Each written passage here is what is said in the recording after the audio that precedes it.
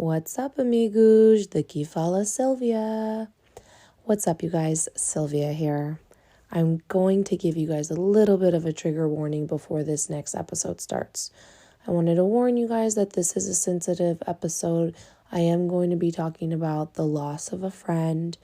I lost one of my best friends when he was 19 years old to a tragic car accident. So I am going to be reliving that day and reliving that moment and reliving a lot of these emotions and traumas that came from that time. So I just wanted to give you guys a quick warning, a quick hello, and tell you guys thank you for all of the support that you've given me in these last couple of years. I've had so much fun, and I've had even more fun meeting new people and connecting to all of you. Beijinhos. And viva Portugal!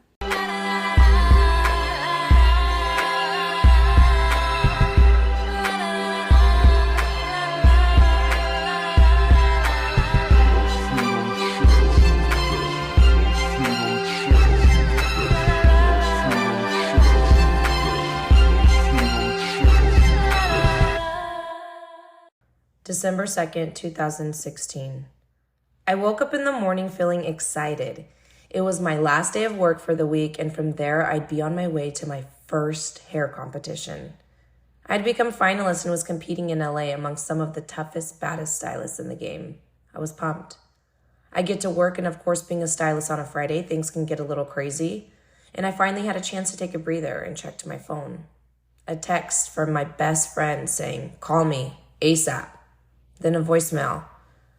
My heart was already racing. I called my best friend of almost 20 years back. She was so frantic. I can't explain it, and I hope to never hear her like that again. I was in denial. I kept asking her if she was sure. I was terrified to call Bernie, but I knew I had to. There, the news you never want to hear. We had lost Andrew, just like that, blink of an eye, and my little brother was gone. I truly don't know how I made it through that day. I left work without saying anything, and I got onto the train. I just didn't know what to do. I texted his brother and sister the whole train ride. I called my sister walking to my car, and I broke. My mom on the other line begging me not to drive, that I couldn't drive in the state that I was in. I fell to the ground reaching my home, and all I could do was point to the table where Andrew was sitting less than a week before. I was losing it. This can't be real. The worst part was hearing my cousin Andrea scream, a scream you never want to hear, begging me to repeat the name over and over. I knew I had to get to my friends. I started driving towards the valley, a nervous wreck. My body felt freezing cold on the inside, with sweat dripping from my hands. I felt the urge to speak to Andrew without shedding a tear. I just told him I was so sorry. I was so sorry this happened to him, that I knew he didn't want to be taken from this world. I started my drive to LA, and I cried the entire 5-hour drive. There were times I had to talk to myself to calm myself down because my vision was getting so blurred. My eyes swelling, the pain, disbelief, sorrow. It was just all so unfair. The competition came, and some of my closest friends were there to support me.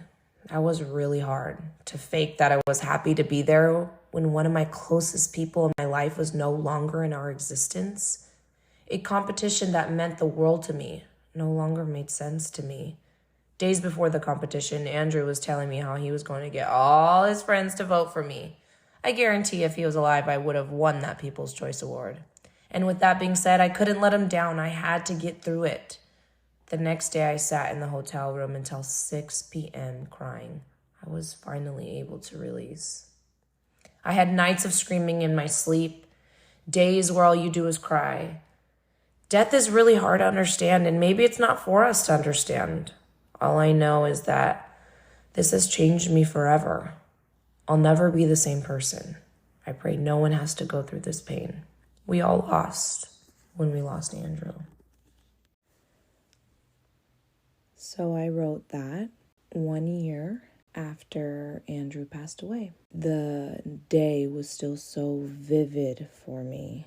And it gave me so much pain that I needed to just write it out. And I had it in my notes folder in my phone. And I haven't seen it since. And I don't know what prompted me to read it again or clearly there's some reason for it, but I thought, what a great way to celebrate his life is to share this moment. And even though the moment is so tragic, it's such a deep, vulnerable note. Grief is the weirdest thing that there ever was, isn't it? So I wanted to dedicate this episode to Andrew Jacob Borba. I wanted to tell you some of my favorite stories and favorite things about him. I miss him immensely. So one thing about Andrew is he was younger than me and my friend group. So he was always little brother. So I just want to make it clear, when in the notes I said I lost my little brother. By blood, he's not my little brother, but he's the closest thing I had to a little brother. We were very close, and I treated him very older sister-like. Treated him little brother-like. I was definitely an older sister to him. He had a lot of respect for me, and yeah, there was just a really deep friendship there. With all of us, we all had our different friendships with him. So when he passed away at 19 and a half, I was in my 20s already. I was in a part of my life where I was being very reckless with my life, and we all kind of were. I think I was like 26, 27. We were partying like crazy. It was just wild times, our wild 20s. And Andrew tagged along a lot. I always would ask my closest friend, and I would always ask her, why the hell do we hang out with this kid? Why is he always around us? Because I think he was like 17 at the time, and at the time he was dancing in the rancho with Natalia. It was the same rancho that I used to dance for, and they were dancing together. So he was already around her, and she just kept bringing him around, and I kept asking, and she just really didn't answer me. So he just kept coming around. He never left, and he stuck. Yeah, Andrew's one of the greatest gifts that Natalia ever gave us. That's for sure. She brought him around us, and we were confused as to why, and he was obnoxious at first and too loud, and we really had to train him to hang out with us. What just came in my head is, Andrew would do something, and one of us would just go, And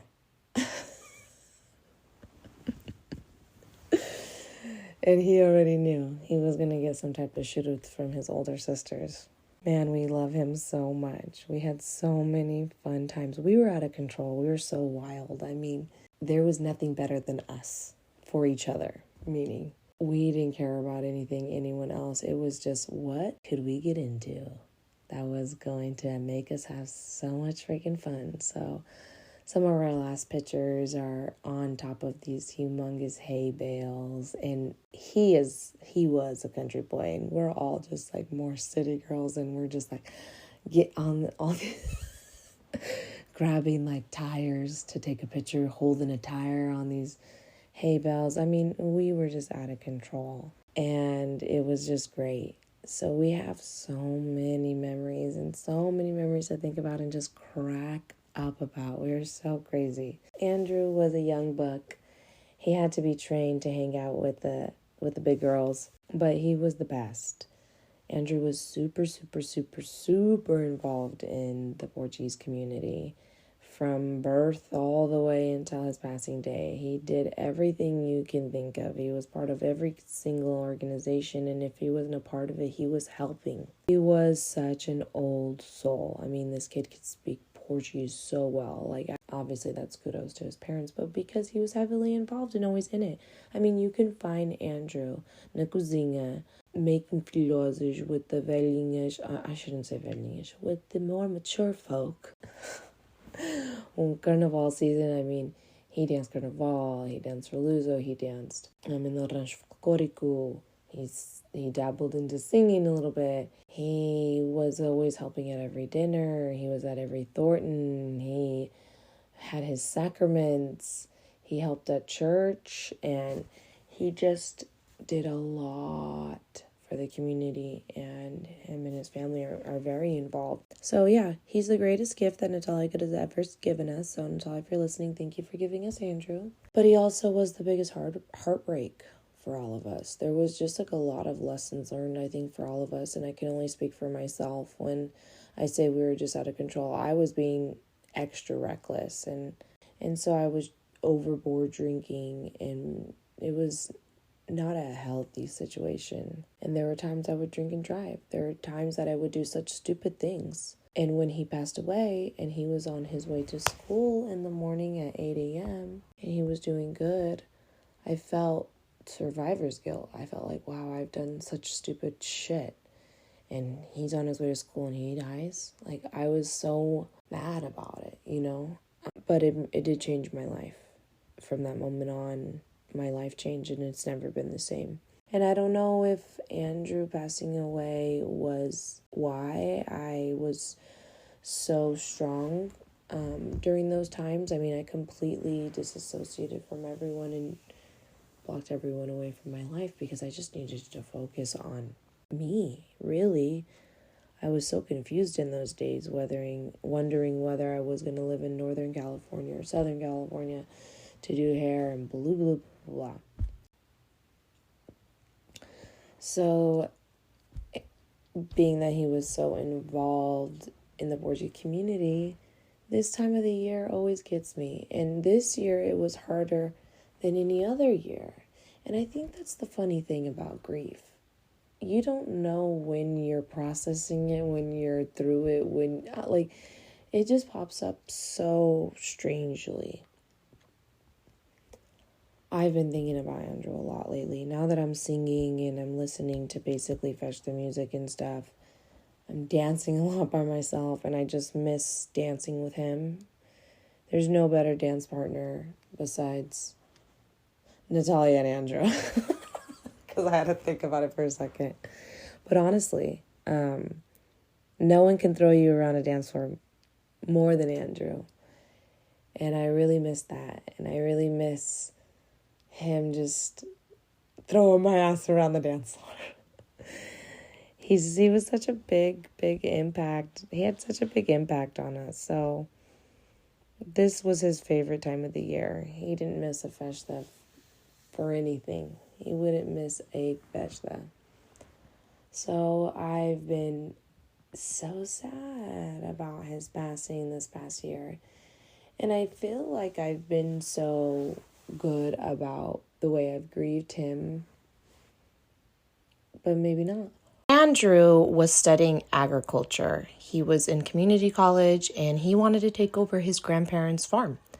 So he was always in the Central Valley. He was always out there because he went to school out there. So he got himself out of the San Francisco Bay Area and he was basically living with his grandparents, going to school, just on the right track. He was on a very good track, moving forward in his age, and he's becoming an homenzinho, you know what I mean? Like, he estava fazendo homem. And so life was really good for Andrew, and I and Drea lived in Modesto at the time, so that was kind of our spot where we knew we could all get together and just laugh together and have fun. So there would be times where Andrew would just show up. And Andrew was always just showing up with something. He always had something in hand.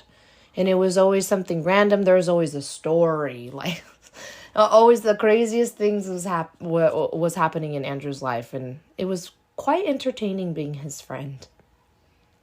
One of the times, he comes in with cases and cases and cases of freaking bananas. So many bananas. We're like, dude, where are these bananas coming from? He's like, well, my uncle, something about his uncle, either they saw the banana truck and all the bananas fell on the floor, or it was given to his uncle. Something happened where Andrew had cases and cases of bananas. And so my parents, our families, they loved Andrew because now we're Shiganda Casa with hella bananas. So those were always like the best little moments with Andrew. He'd come over with homemade marmelada, which is like a jam that he made, like jarred jam that a 19-year-old made. He was just an old soul. I don't know how many times I can say it. I mean, there was no one else his age definitely making jam. It was so great.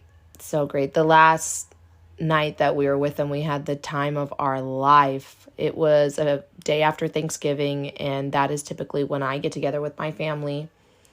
And we invited Andrew and his family. And Andrew was glowing that night. He looked so dapper. He had a fresh haircut, which I ended up having to fix a little bit that night, which I loved because I was able to tell him how handsome he was and how proud of him I was. And he just sat at that family dinner table and he was making us all laugh, and there was just a twinkle in his eye. And everyone, my sisters, my parents, they all say it. There was just a little twinkle in his eye that night. And maybe that was that, universe telling you, like, enjoy this moment. We danced all night. He threw me around my house, and I was like, Mommy, look how Andrew dances with me. She was cracking up because he just throws me around. I don't know how many times we could say that, but if you've danced with Andrew, you guys know exactly what I'm talking about. There are times that my feet came off the ground, okay? So that was our last time with him, and it was amazing. We have videos, we have photos. It was a really good night. We even got in trouble for smoking pot outside that night. We got caught by the investigator in my family.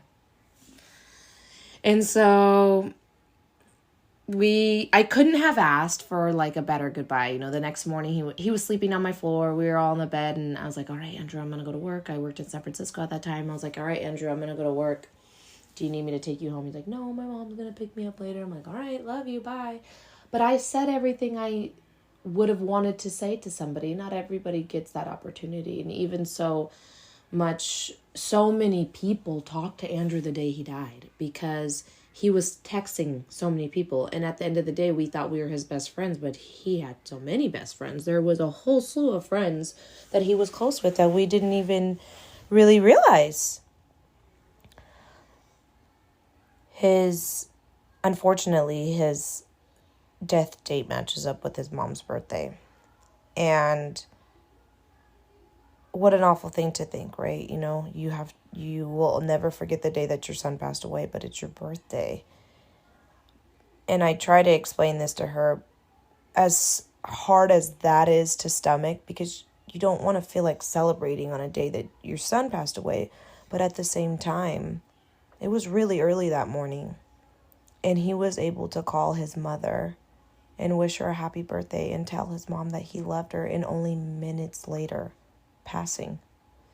And if it wasn't his mom's birthday, I don't know if that would have happened so early in the morning. So it is a blessing in disguise because she was able to get that last call. And everybody hit hard. I still have the voicemail on my phone from his mom, Bernie, of her saying that she was on the way to the valley and that Andrew was in an accident, and it doesn't seem like it's good.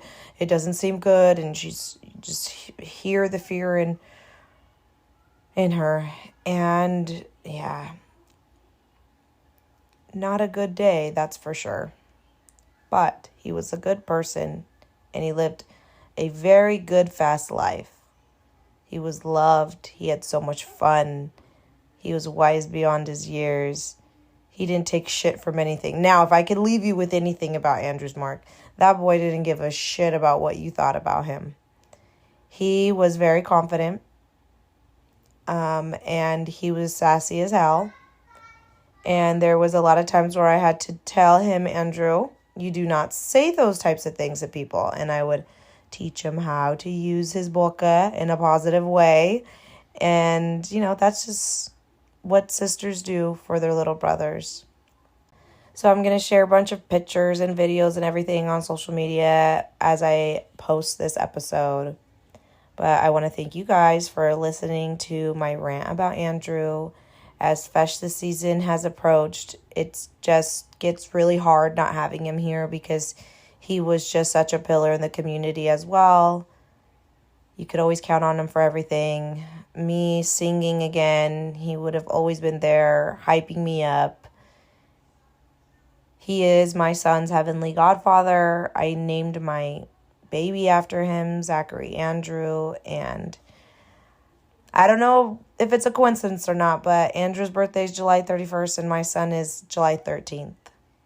And he was born at 1:11, and those are angel numbers. So For me, I just like the happy thought of thinking that he validated and is honored, that I'm just trying to keep his face alive. And maybe that's what all of this is, because I was talking to my husband the other day saying all of this Palma stuff and podcasts and highlighting Portuguese people and all of this good that I'm trying to do, it makes me feel close to Andrew. It makes me feel close to him because he would be all up in it. He would be like, Palma, Palma, Palma. He has FOMO, so maybe this is him from up above being like, talk about me, make an episode about me. It's my birthday month. Here you go, Andrew. I am giving you the light and the shine as you deserved. I send my prayers and my love to his family that still is hurting so much from his loss. I give my love to his friends that lost a loyal friend, a good time, and good memories. I'm sorry to everybody that had to go through this with us. It was a really hard thing for the community. And I hope that I can one day leave a mark like that. To be so young and to leave such a mark here on this earth, it's quite an impressive thing. You impressed me, Andrew. I'm proud of you. You did good. Beijinhos. And I'm so proud of you. All right. I'm going to move on with the rest of the show. Thanks for listening.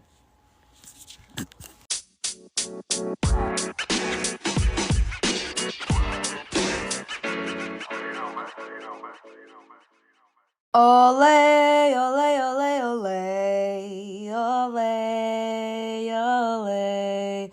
Viva Portugal, caraças! I am so happy, y'all. I am in my element with this Euro Cup.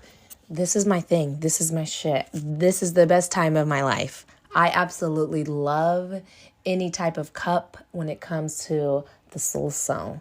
I love my Benfica, but when the seleção plays, it's like nothing you ever felt before. I was able to take my stepson, who is going to be 13, and I was able to take him to Casa de Benfica in San Jose, and he got to experience his first time watching a soccer game with like a lot of people in that environment. He's so shy, but he probably saw a side of me that he has never seen.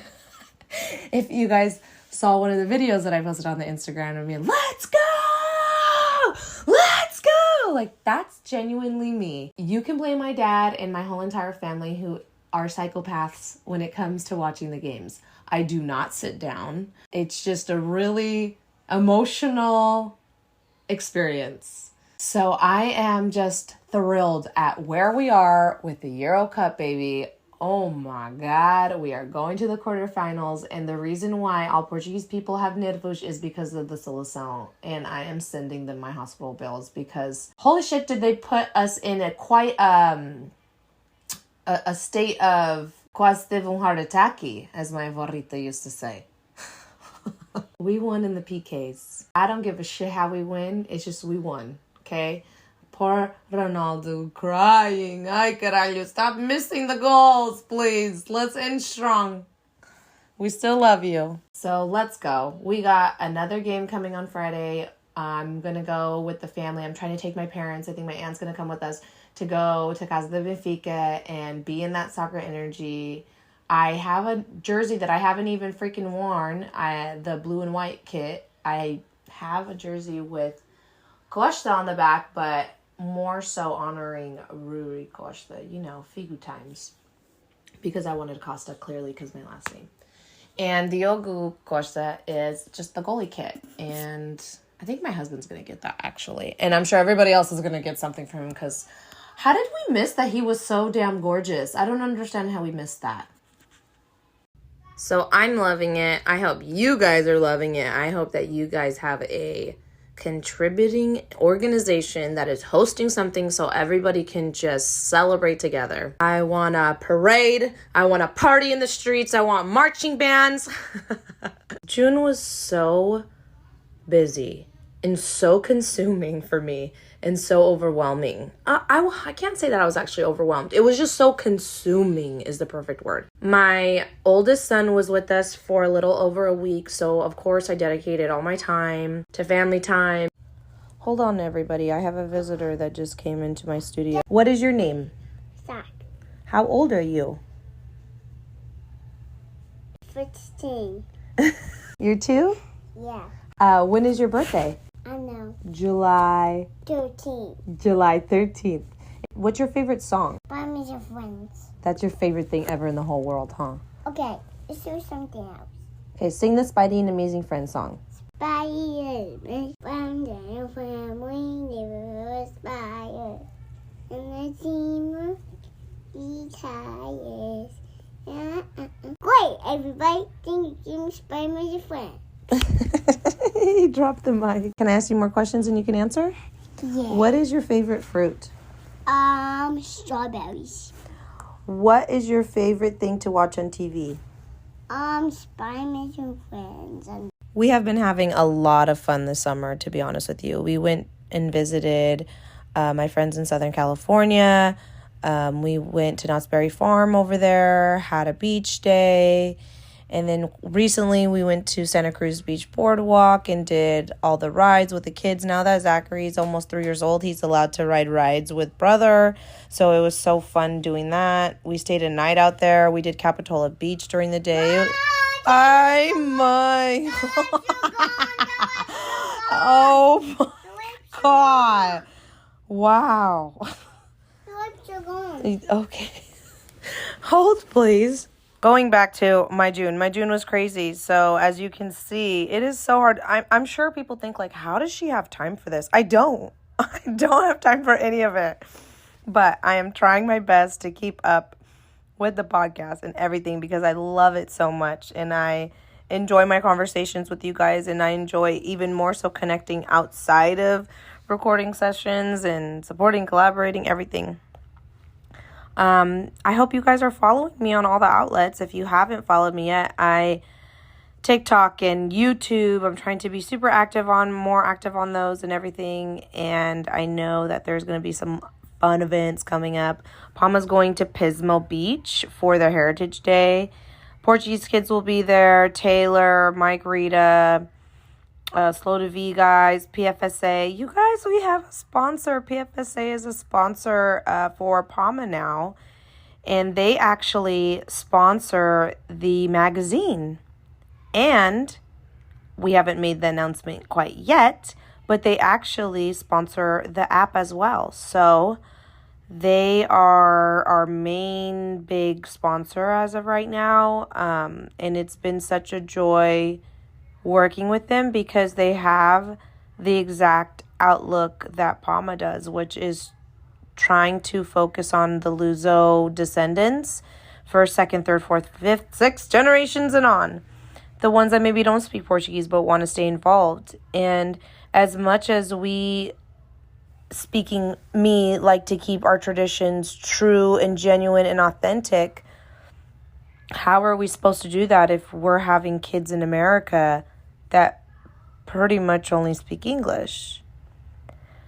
So what PFSA wants to do is really just work with the younger generation so that this Portuguese culture thing in the US and Canada stays. And that we can be doing these Dia de Portugal and Heritage Days and Heritage Nights forever. And because we love it so much and it just makes our heart so warm just to put on that rancho outfit or put on those cleats. Like, it's in us. It's inbred in us. And we loved it so much. Don't you want your kids to feel that? Because I went to school with a lot of American kids that had no culture. And they will never feel that orgullo, that passion for your culture. It's a beautiful thing that we have. We may be a lot of things, but what we aren't is not proud of our country. We are so proud to be Portuguese. Viva. So July's here. I'm so happy. This happens every year with June. Like, June's just crazy. So July's here. I also have 2 birthdays in July. Blake is turning 13, my oldest. And my baby boy, he is 10 days and 10 years younger than Blake. So his birthday is July 13th. And so we're going to be celebrating the boys this month. We have Portuguese Heritage Night at the Earthquakes game. PFSA is doing a tailgate for that. So if you haven't seen the flyer in the magazine for that, we'll be posting it as well. And then what else do we have? So July, we have these games. Dude, Friday, I'll be at Casa de Benfica trying to bring everybody around. Come and enjoy this win with us. And you know what, you guys? If we win this, it's a big win. We have not won against France many times. I think like once or something like that. So let's prove ourselves. Graças she. So as of some of you may seen, we are now offering the Palma magazine without a subscription. And it is now a complimentary magazine for everyone. What happened is when we switched to subscription, it's just the viewership went down significantly.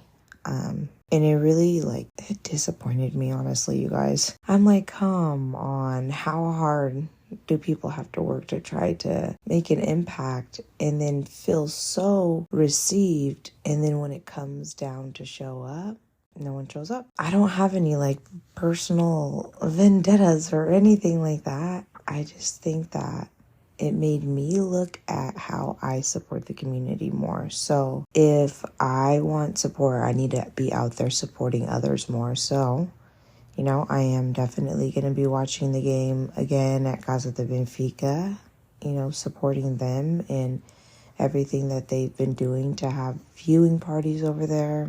And I really want to support, more of the small businesses and stuff that come through, because I know how much one person can be such an impact. So thankfully, we have partnered with PFSA. So PFSA is a life insurance and savings plan company. So they basically just help you get your shit together. They just are a happy bunch.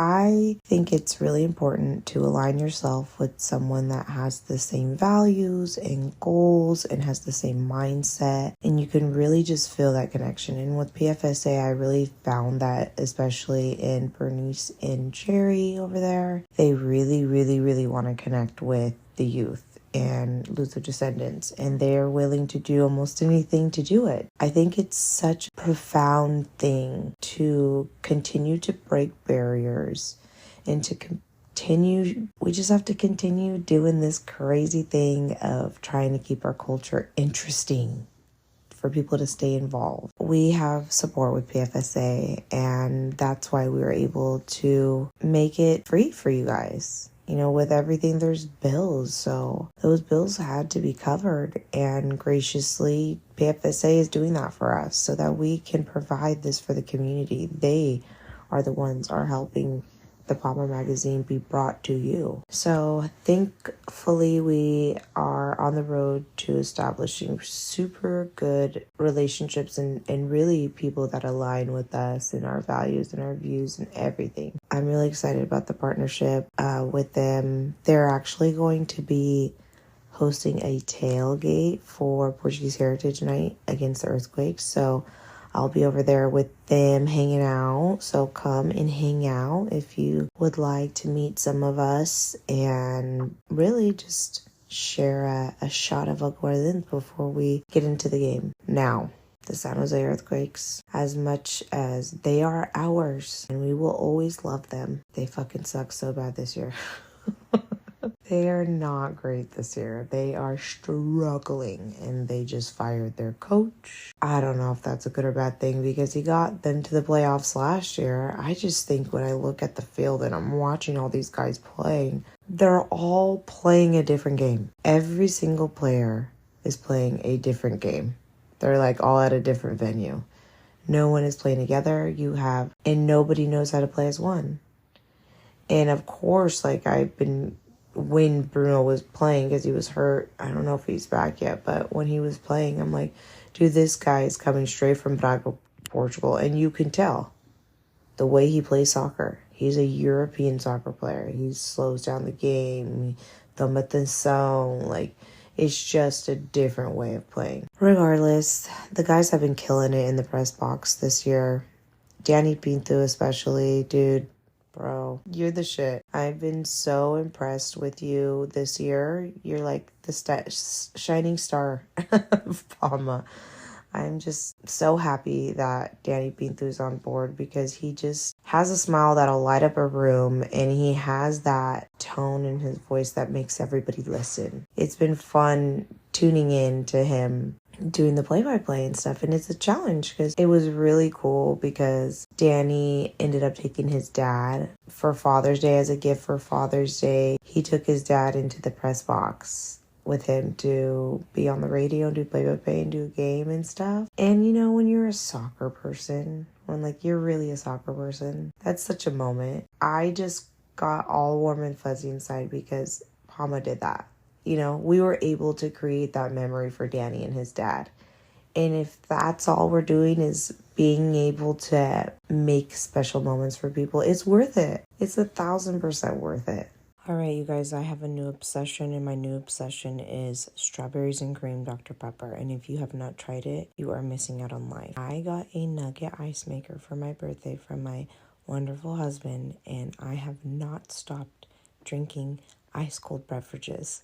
It has been wonderful. So good. Life has been really good with the ice machine. So a quick recap on like my mental health thing, because it has dramatically changed again. So last time I talked to you guys, I had lost all this weight. I was so insecure. I was not feeling good about myself. I hated how I looked, and I just felt really weak and malnutritioned. And I stepped onto the scale and I was in like the 120s, and for me that's like high school status. And I just couldn't handle it anymore. I said, that's it. This is the last day I'm taking the medication, and I do not recommend anyone doing that because you're not supposed to I just felt like it was okay because I really wasn't taking it for that long. So there was a crash. So what happened is I have ADHD, so I'm hyper. My brain is very hyper, and the older I get, it's harder for my brain to catch up. It's harder for my like mouth to catch up with my brain. Like if we're not like engaged in a conversation, I'm gonna lose my train of thought, and I don't even know what I'm saying anymore. So it's kind of gotten a little bit worse. This medication is not for me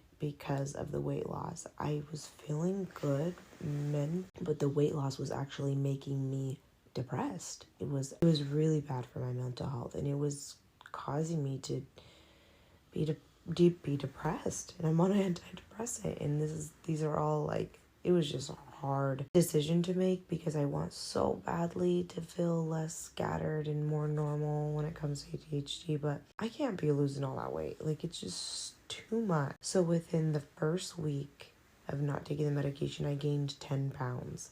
So that's how you know, like, I'm a Portuguese girl. I'm going to gain those lbs.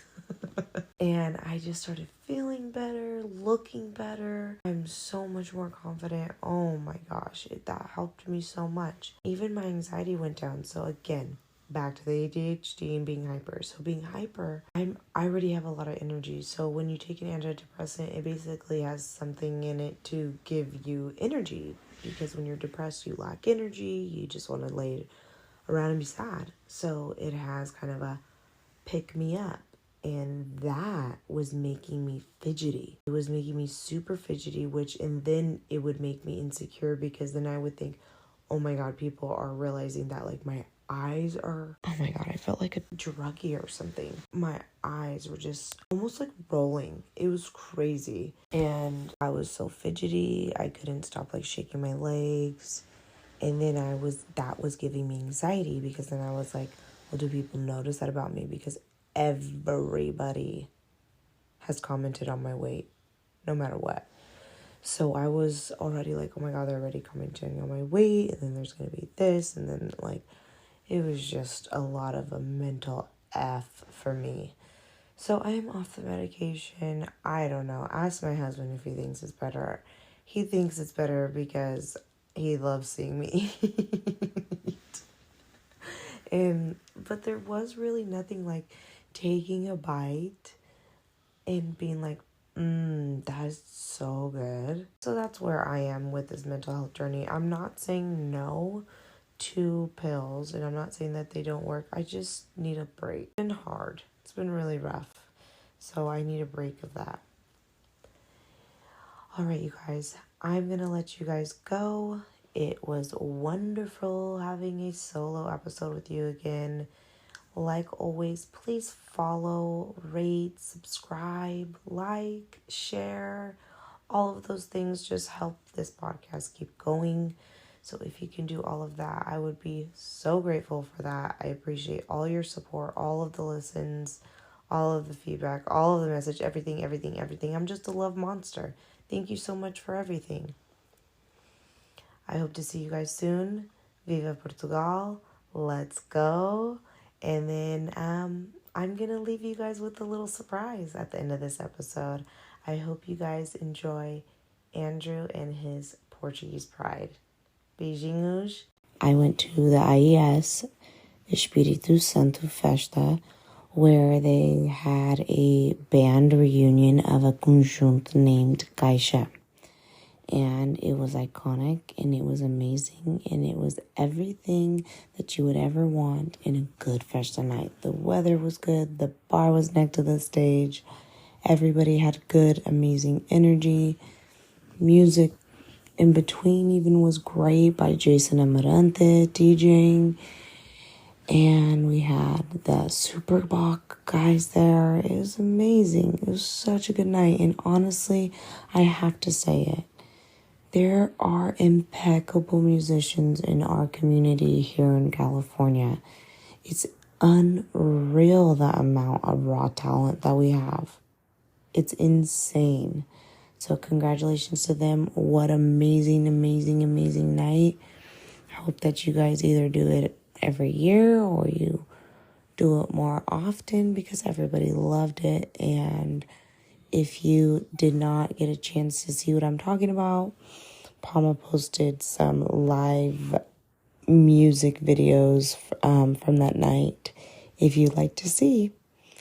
All right, beijinhos. I love you guys. I'm going to send you off with the song from Andrew. I hope you guys love it as much as I do. This was given to me from my friend Nicole Bencorp. It was on her voicemail from him, and this is just one of many voicemails that he left like this for his closest friends. Adeusinho. Until next time. Bye, amigos. Não importa ser os Açores da Madeira ou continente, o que interessa é que sejamos boa gente.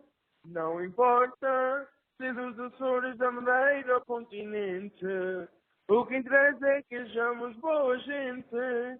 Ninguém tem culpa do lugar onde nascemos, nascer nem além, a família portuguesa. Esta pátria portuguesa, não importa se dos Açores da Madeira ou continente, o que interessa é que sejamos boa gente. Não importa se dos Açores da Madeira ou continente, o que interessa é que sejamos boa gente. I love you, bitch, and I hope you enjoyed that.